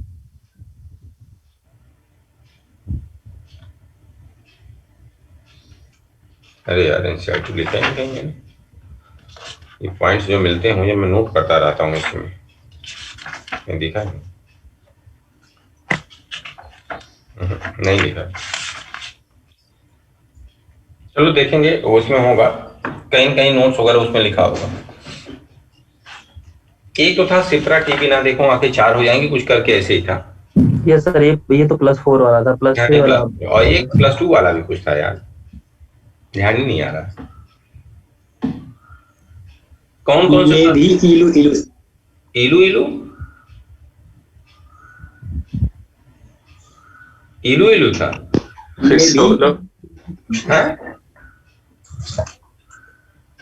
ये भी इलू इलू सब +2 वाले। अच्छा अच्छा, हाँ तो वही, वो तो बन जाएगा यार, 3-4 हैं, एक बार देख लेना कोई अपने आसपास का, अपने यादों से जुड़ा हुआ कोई बना लेना, और नहीं तो फिर अब तो ये सारी चीजें हम लोग जब क्वेश्चंस में आएंगे, ये DA ब्लॉक के फ्रेंड क्वेश्चंस आपसे पूछने ही पड़ेंगे, नहीं तो जितनी चीजें यहाँ बताई गई याद ही नहीं रख पाओगे। ये तो जब क्वेश्चन के रूप में 8, 10, 15, 20 क्वेश्चन रिपीट हो के मिलेंगे तो थोड़ा सा दिमाग में चीजें और फिक्स होगी। अभी तो हम सीधे पढ़ रहे हैं, अभी तो क्वेश्चन के पॉइंट ऑफ व्यू से जब तक इन सबसे क्वेश्चन नहीं पूछे जाएंगे तब तक कुछ फायदा ही नहीं है। इतनी चीजें कहाँ इतने चेंजेस दिमाग में रख पाओगे यार। +3 वाला देख लीजिएगा बस। +3 नहीं, +2 वाला सर वो तो बता दिया ना उन्होंने। अच्छा, तो +3 वाला। Yes sir. नहीं तो +3 क्या याद करना, +4 +2 याद करना जो एक्सेप्शनल था। सर हमने +3 का भी शायद बताया था। +3 का याद नहीं आ रहा यार, फिर देखना पड़ेगा, अगर होगा तो कहीं कहीं लिखा ही होगा, किसी न किसी जगह पे लिखा ही होगा, देख लेंगे। ओके। अब तो डिस्कशन के थ्रू हम लोग को मिलना ही मिलना है यार, तो जो चीजें इधर उधर छूटी फूटी होंगी वो सब अब 2-3 महीना करना क्या है, यही तो करना है। चलिए आगे। अच्छा, ये जनरल प्रॉपर्टीज के ऊपर बात हम लोग कर रहे थे। अब ये बोल रहे हैं the actinides are highly reactive metals, लेकिन पाउडर फॉर्म में होंगे तो, स्पेशली कब, जब फाइनली डिवाइडेड फॉर्म में होंगे। The action of boiling water on them, the action of boiling water on them, for example, gives a mixture of oxide and hydride, and combination with most non-metals takes place at the moderate temperature. The action क्या दे रहे हैं भाई? The action of boiling water on them. The actinides are highly reactive metals, especially when finely divided. Full stop है। The action of boiling water on them, अच्छा boiling water से अगर इनकी reaction करवाएं तो क्या होगा? फॉर एग्जाम्पल ये गिव्स, ये देते हैं mixture of oxide and hydride. अच्छा, जब बॉइलिंग वाटर से रिएक्शन करवाते हैं तो ये ऑक्साइड देते हैं और उनके करस्पॉन्डिंग हाइड्राइड देते हैं। अच्छा,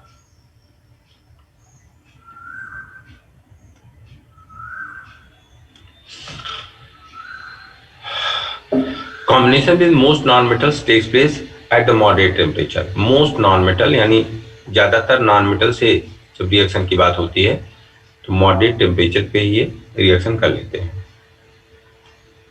hydrochloric acid attacks all metals but most are slightly affected by the nitric acid. अगर इनकी हम हाइड्रोक्लोरिक एसिड से रिएक्शन करवाएं तो करीब करीब सारे रिएक्शन कर लेते हैं, लेकिन जब नाइट्रिक एसिड की बात करते हैं तो इनमें से बहुत कम रिएक्शन करते हैं, और जो रिएक्शन नहीं कर पाते उसका रीजन होता है फॉर्मेशन ऑफ प्रोडक्टिव लेयर। और अल्कलीज इस पे कोई इफेक्ट नहीं डालेंगे, क्यों? बेसिक नेचर के, ये भी मेटेलिक नेचर के होते हैं, तो मेटल मेटल आपस में कोई रिएक्शन नहीं करते। The magnetic properties of the actinides are most complex than those of the lanthanides, although the variation in the magnetic susceptibility of the actinides with the number of unpaired d electrons are बकवास. It is evident from the behavior of the actinides that the ionization enthalpy of the early actinides, though not accurately known, but are lower than for the earlier lanthanides. क्या मतलब हो गया भाई? Behavior of the actinides that the ionization enthalpies of earlier actinides are lower than for the earlier lanthanides. अच्छा, तो इसका मतलब reactivity ज्यादा हो गई. Earlier actinides are lower than for the earlier lanthanides. तो जो शुरुआत वाले एक्टिनाइड्स है इनकी आयनाइजेशन एनर्जी जो शुरुआत वाले लैंथेनाइड है उनसे कम है, और अगर उनसे कम है तो इसका मतलब इनकी रिएक्टिविटी क्या हो जाएगी, उनसे ज्यादा हो जाएगी. आगे, this is quite reasonable since it is to be expected that when 5 particles are being to be occupied, they will penetrate less into the array. The 5 electron will therefore be more बकवास. ये point के रूप में केवल ये point याद करना, इसे बेकार क्यों पका दे रहे हैं यार. A comparison of the actinides with the lanthanides with respect to different characteristics as discussed above reveals that behavior similar to that of the lanthanide is not evident until the second half of the actinide series. However, even the early actinides resembles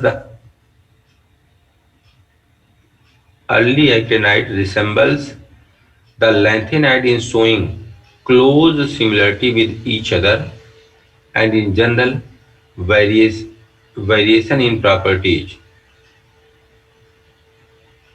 which do not. अरे भाई बेकार की बात है यार, पका दे रहे हैं. ऐसे ऐसे वर्ड साली इस्तेमाल करते हैं, समझ में नहीं आए कुछ.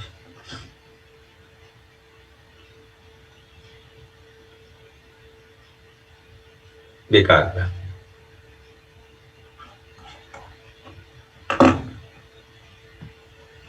हाँ, अभी ये फिर एक चीज इंपॉर्टेंट अप्लाइड चीज है बेटा, फिर इंपॉर्टेंट आ गई.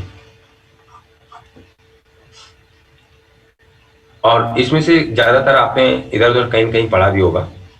ये सारे एप्लीकेशन है इनके, किसका कहाँ इस्तेमाल करते हैं. जैसे TiO है, MnO2 है. फॉर यूज MnO2 का इस्तेमाल कहाँ करते हैं, ड्राई बैटरी में. TiO का इस्तेमाल कहाँ करते हैं, पिगमेंट इंडस्ट्री में. हाई डेंसिटी का इसे कहते हैं ना TiO को सर. हाँ बेटा, रूटाइल इसे कहते हैं ना TiO को. हाँ, rutile. The battery industry also requires zinc, nickel, cadmium.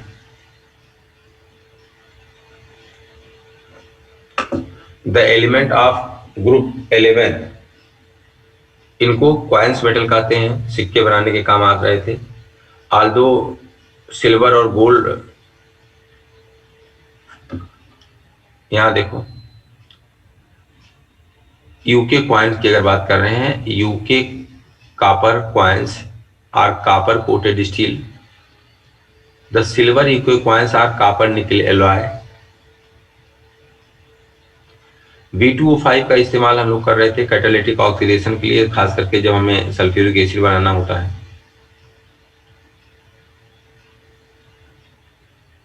फिर TiCl4 with AlCl4 form the basis of Ziegler's catalyst high density का पॉलीथीन बनाने के लिए. आयरन का इस्तेमाल करते हैं हैवर्स प्रोसेस में हम लोग.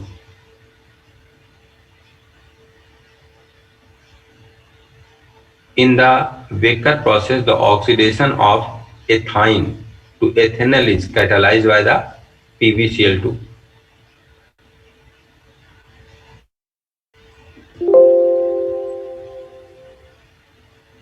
फोटोग्राफी में इस्तेमाल करते हैं light sensitive chemical silver bromide का, और अनडिकम्पोज सिल्वर ब्रोमाइड को हटाने के लिए हम लोग हाइपो का इस्तेमाल कर रहे थे. चलो भैया, ये कहानी समाप्त। सर हाँ बच्चा बोलिए, बोलो बच्चा। सर वो एक बार सिंह सर को कनेक्ट कर दीजिए सर, उनसे बात करनी है। नहीं तो अब ऐसे अगर आप सडन बोलोगे बेटा तो ये तो नहीं हो पाएगा ना। वो कहाँ होंगे, मतलब घर पे हैं, पीपीएन के निकल गए हैं, सो रहे हैं। ये तो अगर आप पहले से आप आते ना तो उनसे फिर ये बात हो जाती कि हाँ हम आपका मैसेज ड्रॉप कर देंगे सर के पास, तो जो आप आप ये तो बोल दीजिएगा उनसे कि किसी क्लास में हम लोग के आ जाएं आज या कल में। यस जो शाम वाली आपकी क्लासें हैं उसमें से किसी क्लास में वो आपके बैच में आ जाए, ये मैं उनसे बोल दूंगा। Yes sir. सर बायो वाली क्लास में। हाँ मतलब किसी में, बायो में आ जाए, फिजिक्स में आ जाए। मान लीजिए आपको बातचीत नहीं सर फिजिक्स में नहीं, सर फिजिक्स में नहीं। चलो अच्छा बायो चलो। फिजिक्स में दिक्कत ना। आते ही नहीं है सर, बात करनी रहती है। नहीं ऐसा नहीं है यार, क्या बेकार की बात करो। सर उनको एक बार बोल दीजिएगा कि कभी कभी आते रहा करें। बॉस तो इतना सेंसिटिव है कि अब ये अलग बात है ना कि दुनिया भर के बवाल पड़े रहते हैं, अदरवाइज हम लोग आप लोग के कारण कितनी डांट खाते हैं। मतलब थोड़ा सा कुछ इधर से उधर हो जाए तो फिर तो पूछो नहीं। और सही भी है, क्योंकि किसी भी टीचर का अस्तित्व तो इतने लोग तुर्रम खां बन के टहलते हैं बेटा, वो तभी तक तुर्रम खां है जब तक उनकी बात बच्चों को समझ में आ रही है या बच्चे उनसे जुड़े हैं। तो ये फील्ड या हम लोग का प्रोफेशन ही आपसे है।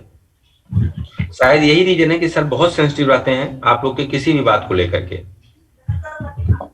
कोई बात नहीं, मैं उनसे अभी कम्युनिकेट कर दूंगा कि सर एक बार चूंकि अच्छा मैं इसलिए बोलूंगा कि सर मैंने अपना पोर्शन समाप्त कर लिया, अब उसमें वो शुरू होगा और मैं जब आप इनका रिवीजन शुरू करोगे मैं टाइम टू टाइम अगर इमरजेंसी मेरी क्लासें लगती हैं तो मैं अपने कुछ फ्रेंड क्वेश्चंस रखूंगा 20-20 25 और फिर उसको हम लोग डिस्कस कर लेंगे। और जब रिवीजन शुरू होगा तब तो मान लो सबका शुरू होगा, काम शुरू हो जाएगा। यस सर, आप क्वेश्चन के थ्रू रिवीजन कराइए और सर एक दो पॉइंट बता दीजिए, जैसे सर वो नेमिंग बता दीजिए पीरियोडिक में, इस टाइप के सर क्वेश्चंस। हाँ तो ये बता दो कहाँ से गलतियां करते हो। जब फ्रेम ही क्वेश्चन करना होगा तो सबसे पहले वहीं से क्वेश्चन फ्रेम करके पूछे जाएंगे। अब तो पूरा जब हम पढ़ा चुके हैं तो कहीं से क्वेश्चन देंगे, लिमिटेशन थोड़ी ना है।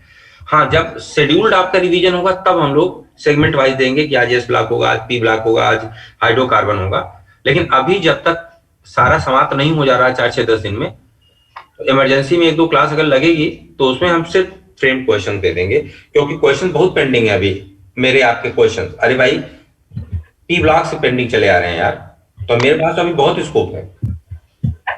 जब तक लोग खत्म करेंगे तब तक बीच में 1-2 क्लास लेकर बहुत स्कोप बेटा मेरे पास। अभी लोग खत्म करेंगे, मेरे पास 2-3 पेपर करवाने के लिए है ही है अभी मैटर। चलिए ठीक है, हम सर को कम्युनिकेट कर देंगे कि वो आपके बायो की क्लास में 5-7 मिनट के लिए आ जाएं और आपसे बात कर लें। Yes sir. ठीक है बेटा, फिर इधर आपकी लग जाएगी, क्लासें होती रहेंगी और मैं बीच बीच में दूसरे तीसरे जब मैं कौन पढ़ाएगा सर केमिस्ट्री? नहीं बेटा विजय सर आपको फिजिकल करवा देंगे। और आप लोगों ने ऑर्गेनिक के लिए जो बोला है तो मैंने आपसे बोला था, नहीं आपने हमसे बोला था, हमने आपसे यही बोला था बेटा 2-3 दिन थोड़ी सी मुझे मैनेज करना पड़ेगा दूसरे बैचों में जब टीचर को इधर से उधर शिफ्ट करेंगे, क्योंकि कोई कहीं चल रहा है कहीं तक पहुंचा है। तो सर पहले फिजिकली कंप्लीट करा दीजिए, इसके बाद फिर ऑर्गेनिक करवा दीजिए सर। पहले विजय सर ही आपके यहाँ आएंगे, पहले विजय सर ही आपके यहाँ आएंगे। Yes sir.